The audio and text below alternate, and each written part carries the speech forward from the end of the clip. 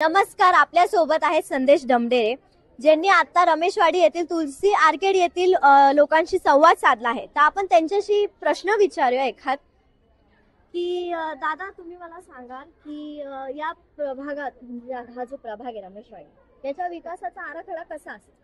आता तुम्हाला सांगतो की जवळजवळ येथील रस्ते सगळे कॉन्क्रीट झालेले आहेत, स्ट्रीट लाईट झालेत, बाजूला एक पटांगण आहे, तिथे गार्डनचं नवनिर्मिती पण चालूच आहे. आता तुम्हाला माहिती म्हणून सांगतो की जो समर्थ चौक आहे जो मोठा करण्यात आला, कारण की आपलं बदलापूर शहर हे वाढतं शहर आहे, लोकसंख्या सतत 10 पटीने वाढत चालली आहे. त्यासाठी जो भविष्यात जे तिथं ट्रॅफिक होणार होती त्याचं निर्मूलन आम्ही अगोदरच केलं. जो चौक मोठा केला तिथं सिग्नल यंत्रणा केली. परत आम्ही ज्यावेळेस निवडून येऊ त्यानंतर आमचं एकच विजन आहे की जो फुटपाथ आहे ना तो मुक्त करू.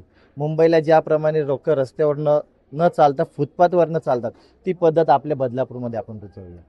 कारण की रस्ते, गटारी, पाईपलाईन हे प्रश्न कॉमन झाले. आता भविष्यात लोकसंख्या वाढल्यानंतर ज्या गोष्टी आपल्याला सतवणार आहेत त्याचं पहिलाच प्रोग्रामिंग शिवसेनेने केलेलं आहे. प्रभागाचा एक मेन सिग्नल आहे चौकातला, तर तिथे काही लोक उभे नसतात किंवा उभे असतात, थांबत नाही, सिग्नल पाळत नाही, तर त्याच्याबद्दल तुम्ही काय म्हणाल?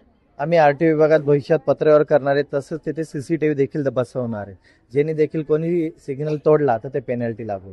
पॅरेज रोडचा गटार आहे, मोठा नाला, तिथे समस्या असे की जो शिरगाव आणि गावदेवरनं मोठा ओढा येतो पाण्याचा अति पाऊस झाल्यावर, त्या गटारींच्या साईडला तो छोटा पडतो. म्हणजे आम्ही नगरपालिका असं पत्रही दिलंय शिवसेनेच्या माध्यमातून, ईस्टवरनंच ते एक गटार नवीन निर्मिती करून तो ओढा डायव्हर्ट करून डायरेक्ट बॅरेज मार्गे नदीला सोडला की तो जो लोड आहे इथला पाण्याचा तो डिस्ट्रीब्यूट होईल आणि इथे पाणी भरणार नाही.